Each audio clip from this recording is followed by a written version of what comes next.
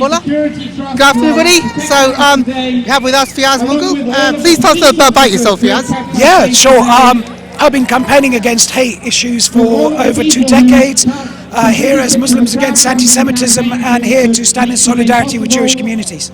And why do you think it's important that Muslims, Hindus, Sikhs and others stand with Jews against anti-Semitism? Could it be a lesson for us here? If it's attacking Jews, could we be next? Indeed. The whole issue is whether you're Sikh, Hindu, Muslim, whoever you are, it never starts and stops with anti-Semitism. It spreads, and so we need to stand in solidarity to make sure that we can tackle all forms of hate as well. There's talk of Islamophobia as well as anti-Semitism. Are the two things as well as racism linked? Is it increasing in society at the moment? Sadly, there's been a rise in hate crimes, both anti-Semitic hate crimes, racial hate crimes. So we're in an environment where the political instability is giving some people carte blanche to think they can be racist or anti-Semitic, and so that's why it's important that these voices and these rallies happen, to challenge that, to push it back, to make sure that society knows it's unacceptable.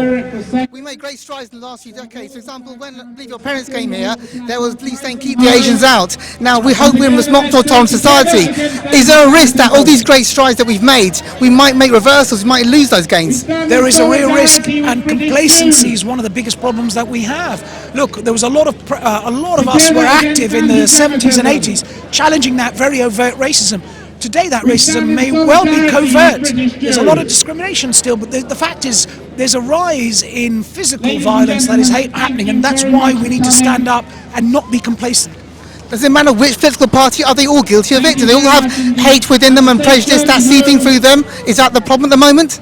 Well, the problem is certainly one party has a real problem with anti-Semitism, and clearly there are some other issues with other parties, but the fact is within a major political party, the fact of anti-Semitism seems to be quite sustained, quite deep, and problematic within its structures.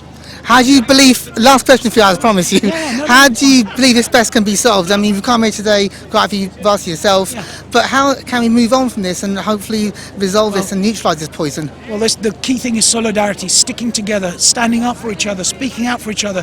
Whether you're Jew, Muslim, Hindu, Sikh, whoever you are, stand together right now and be strong and non-complacent. Okay, thank you very much.